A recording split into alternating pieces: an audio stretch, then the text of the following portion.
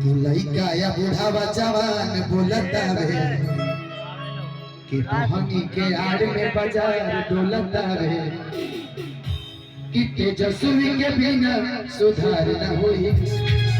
हाँ सुधार न होई कि तेजस्वी के बिना सुधार न होई, सुधार न होई। ए भाई लालू बिना चालू ही बिहार, ए भाई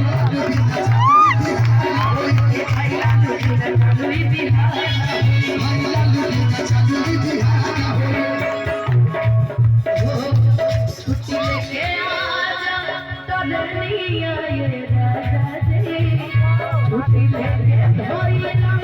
टोलनिया ये राजा जी, सब बस जाके ललटे ये राजा जी, सब बस जाके ललटे ये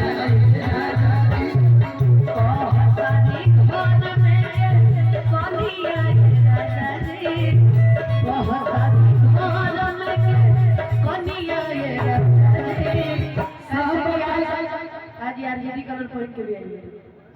कि सब का से आके ललटे सब का से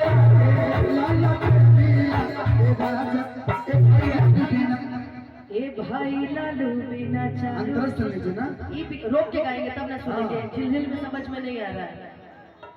कि सबसे ज्यादा शिक्षा के मानल जाता कि सत्ता के आगे में जाल जाता कि सबसे ज्यादा शिक्षा के मानल जाता सत्ता के आगे में जाल जाता।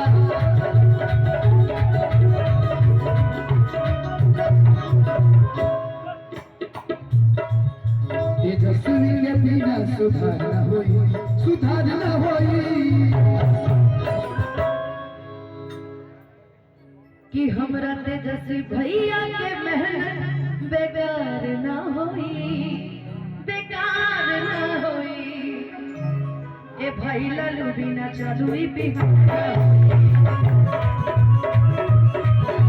लालू बिना चालू ही बिहार ना होई।